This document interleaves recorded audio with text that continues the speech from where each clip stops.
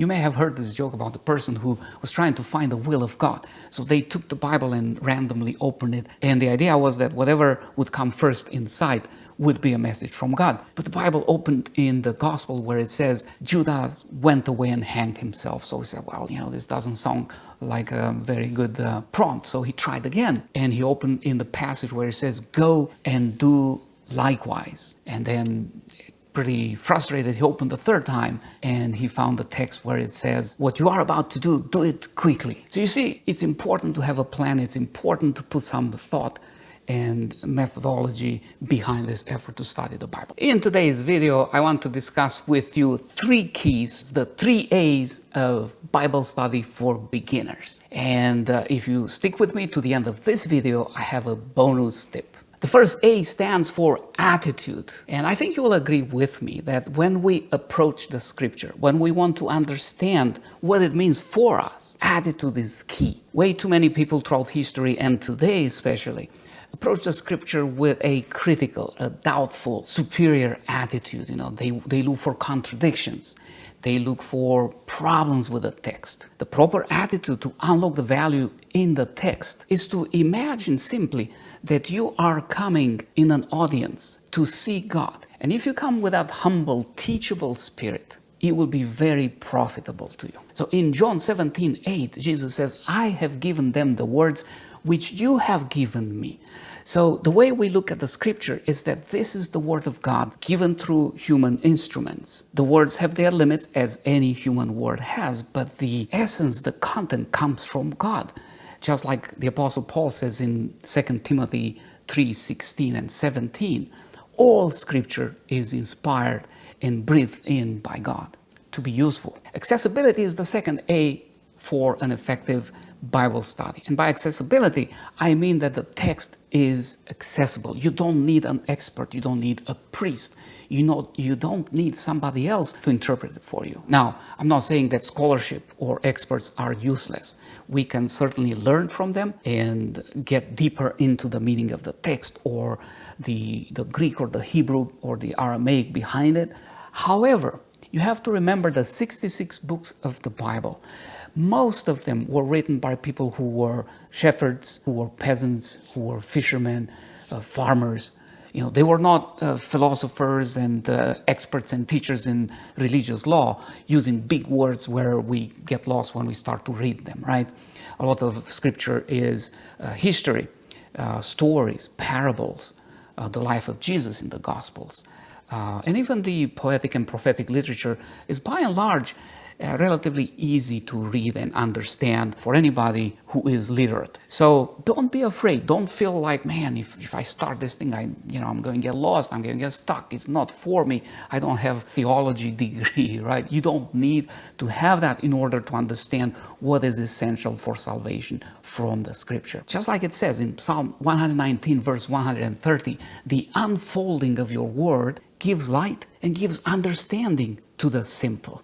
Now, when and if you are ready to go beyond the simple reading of the translation that works for you, there is a place, there is a time, there is a lot of value in going deeper.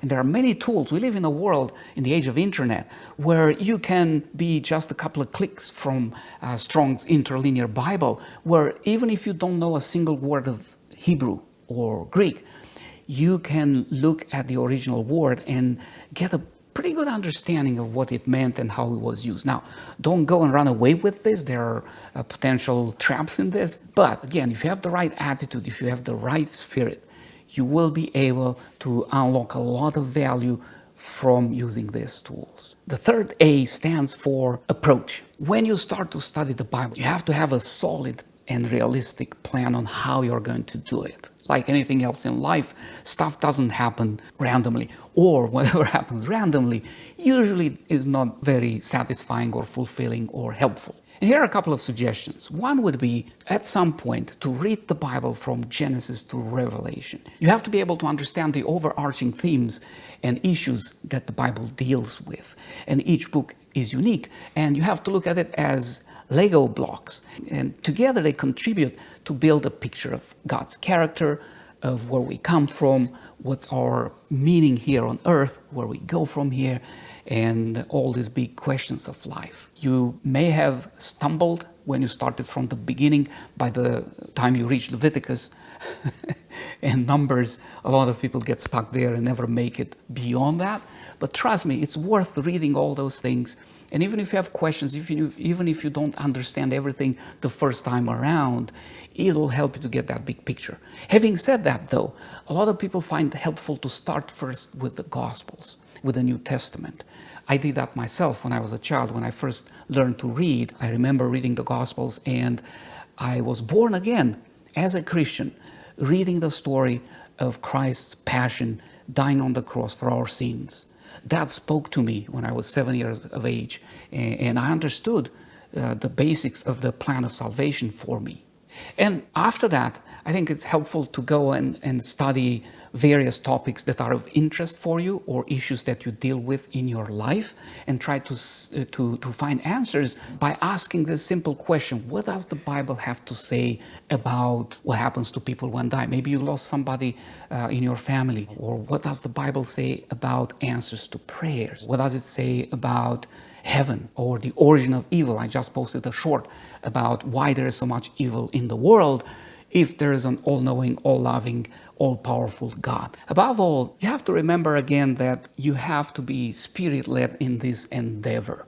Just like the Apostle Peter said in 2 Peter 1:20 and 21, prophets, though human, spoke from God as they were carried along or moved by the Holy Spirit.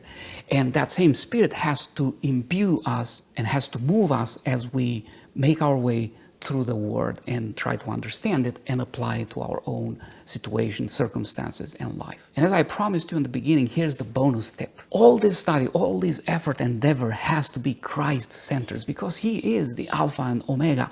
And just as He said in the Gospel, when He was commenting on those people of His time who were searching the Scriptures, He said, you search the Scriptures, you study them because you think you find eternal life in them, and that is correct, but they actually point to me. So in all of this effort, we have to remember that at the center of it all is Christ and Him crucified.